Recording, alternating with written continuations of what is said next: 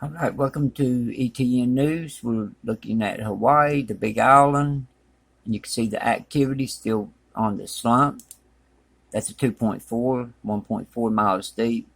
And then these out here, you can see the shelf coming around and expanding about right here in this area and around. Well, if the slump gets ready to break off, common sense would tell you that it's going to crack down here too. Something has to give, and that would be the shelf. It's connected. We got to watch this. It could cause a tsunami for the West Coast if it come off like they expect. All right, Alaska. We're calming down and releasing pressure, but where's it going? It was backed up. Let's look down through this way.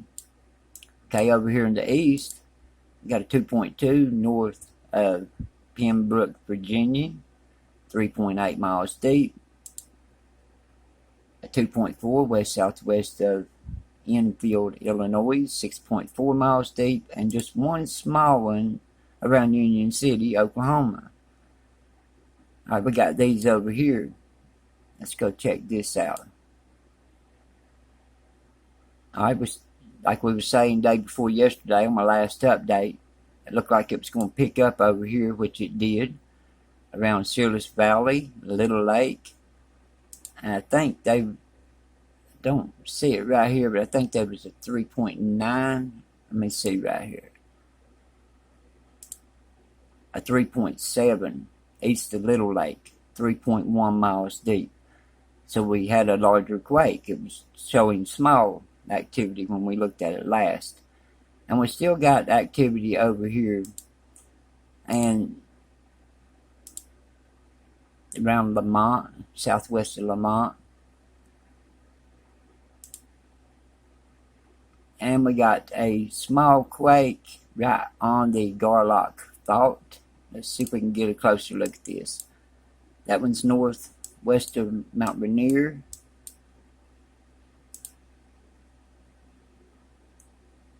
.1. I don't think I've seen any in that area before. Right around the Long Valley Caldera, 1.6, and a 2.2 north of Mammoth Lakes, 0.9 miles deep. Okay, Ridgecrest, around Ridgecrest and Little Lake, got that activity. Searles Valley. Okay, let me see. What was we looking for? Right here. This is on the Garlock fault system. Let me put it on the faults over here so we can look at it. And there's the Garlock fault. Still getting activity on the Garlock fault. We haven't had any in such a long time until the other day on my last update. There was 2 or 3 quakes on the Garlock fault zone. That's not looking good when it does that. And now we got this small one, so that still shows there's something moving. Wouldn't have an earthquake if nothing's moving. And we got a lot down to San Jacinto Fault, and we're still getting a little bit of activity on the Brawley at 1.4, 3.6 miles deep. You got to look at how things is going here. I mean, these are odd quakes, odd areas. 1.5 northwest of Boron, California, 0.5 miles deep. And around Barstow, we've got activity around there before. That's a 2.0, 1.7 miles deep. This one here is rare. And over here, we've got all the geothermal drilling and stuff. We got that swarm going on there. That's, that'll never stop. All they can do is get bigger.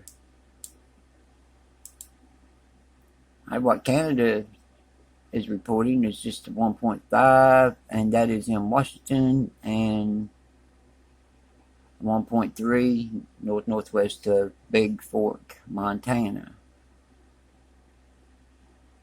Alright, let's go over here and check this out. Now this is the 2.5s and greater. We've had activity north of Greenland.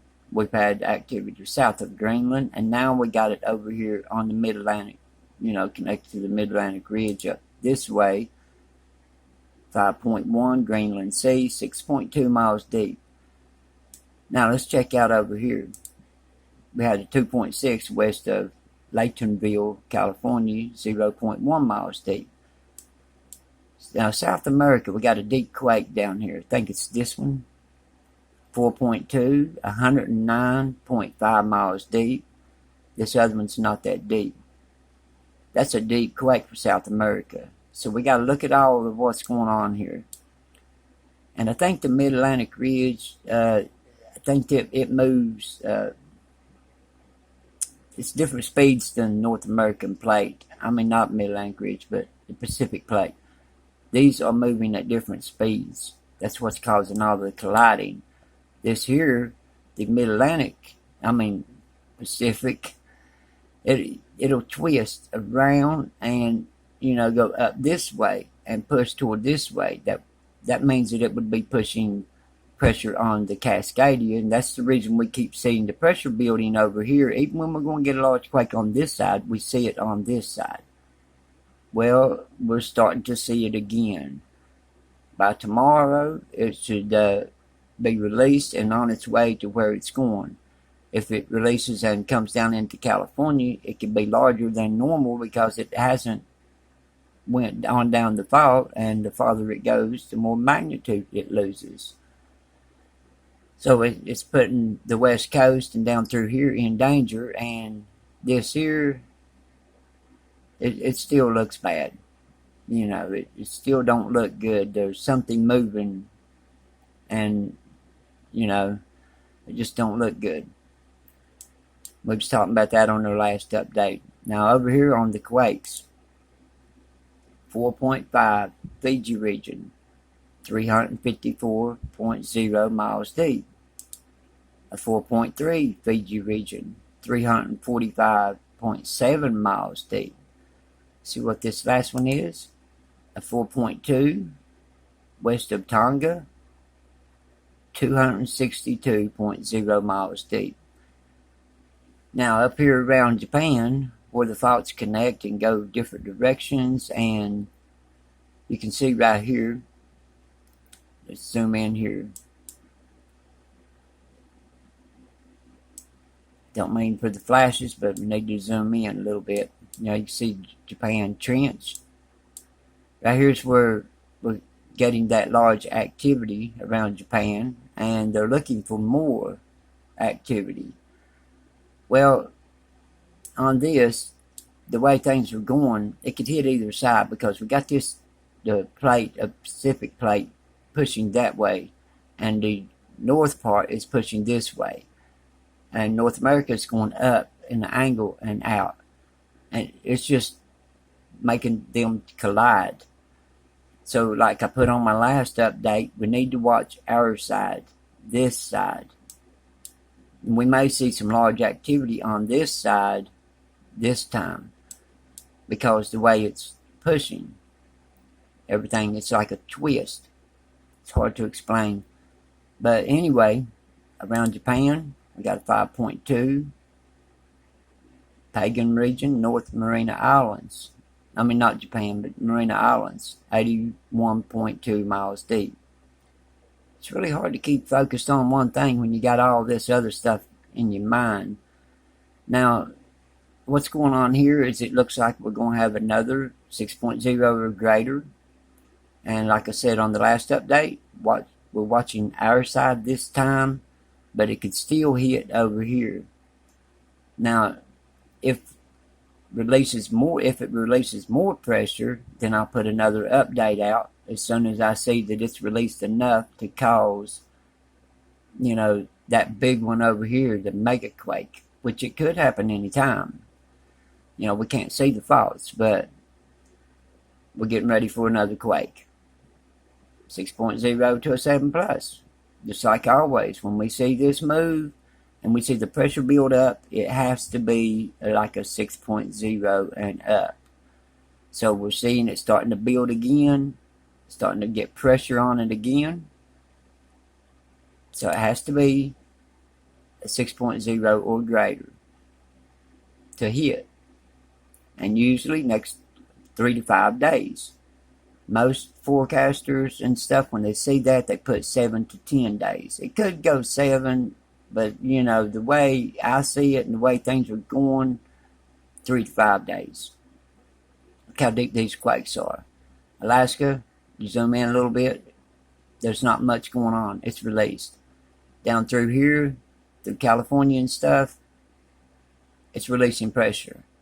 So there's something building right here causing all that to happen. And we got the deep quakes over here, so Japan needs to be on alert, like they said. They told them to be on alert. That is true. They're on alert for a mega quake. Talking about an 8 on up. It could, it would destroy everything. But the way the plates are going, and the way we had this one up here at Russia, a 6.2, no, 6.5, I think it was, the other day. Like I said, it's hard to keep up with. But the 6.5 up here released the pressure down here. So it may not happen over here like they expected. It may be later. But if not, if it don't, then one side has got to give. It's pushing this way and that way. North America's pushing up against it. One side will have to give. So the way I see it is just be prepared on the main fault lines and major faults going into California and the San Andreas, the Garlock, Missouri, the New Madrid. Just if you live on a dangerous fault that can hold a large quake, you need to be prepared. And a lot of people is scared down through California and places that, certain parts that shouldn't be scared of the earthquake itself. Now, in Cascadia, it would be different. It could still cause damage over through here. But now, on the earthquake activity, like going over across through the states and stuff, you got some faults that can hold a 5. Can't hold it bigger than a 5 because the fault's not big enough. And you got some faults that won't hold over a 1.0 earthquake. It can't hold anything bigger because the big fault keeps going, and that little bitty one will go over to the side and go so many miles, but it can't hold the quake. So sometimes being scared when you have no reason to be scared, if you're away from the tsunamis, away from the volcanoes, stuff like that, don't let it scare you when you see large activity coming across the plate in your area, because it can't hold that large of a quake. So you need to check on that and see what kind of fault you live on and what kind of quake that it could hold, the magnitude. And, some people it's going to make feel a lot better if they check on it. Some, it'll show you what you live on and you will be more prepared. So either way, it's good to look and see which fault you live on and the foundation that you built your home on. One house can be right here and the other house right up against it. And this one house can be sitting on a solid rock foundation, like a cliff under the surface, and the other one not. Well, he could go through here and destroy one house, hit the other one, and it not harmed. They just get a little shake. So see what you live on. See what the foundation is up under you in that area. Just look up your area and stuff. I'm just trying to give a pointer here. Sometimes you just don't need to be scared not unless you know. Alright, this storm here is hitting northern part of Japan, and it's 50 mile per hour tropical storm. It's putting out a little bit of, a pretty good lot of rain. They just got hit with that large quake down here around Tokyo. Ever how they pronounce that. But anyway, let's move over here. What was we talking about the other day? We saw this. It was over this way, and it was like 15, 30 chance maybe that one day, and then the other day we looked at it and it was a 70% chance of developing. Well, it did develop. It's going to develop. It'll be Category 1 hurricane, and that'll be north of Puerto Rico. So as soon as it goes through the British Virgin Islands and goes up north of Puerto Rico, it's going to turn into a Category 1 hurricane, 75 mile per hour. Then it's going to come on up and turn into a 100 mile per hour Category 2 hurricane, and then 110 mile per hour. Here's what we got to watch. This can be projected that way, but weather changes without you even knowing it. You know, you can't really tell the weather these days. The wind could shift and take this storm right back around, or when it gets right in here, about this area is where it would start trying to cut back and still hit the east. You got to always be prepared just in case. Just like that fault lines, you know. Always be prepared just in case. It may not hit your county or your town, but it could hit the next area. I'll see you all in the next updates. Watch for that quake. And everybody stay safe. And we'll be watching.